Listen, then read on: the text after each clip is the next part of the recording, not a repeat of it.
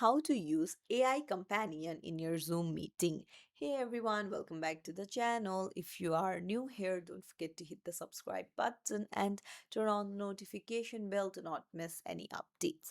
So, Zoom has introduced a new feature called the AI Companion in your Zoom calls. To use it, head over to your browser and then go to your Zoom call. You can see AI Companion right there. Just go ahead and click on it, so something like this will pop up. So let's say you have missed some of the conversation, then you can just go to catch me up. So you can write your own message if you want to. These are some of the prompts uh, like that you can use. So you can write something.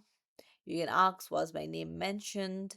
So like this, AI Companion will summarize the meeting for you and make it more easier for you to understand what's going on in the meeting if you missed out some parts.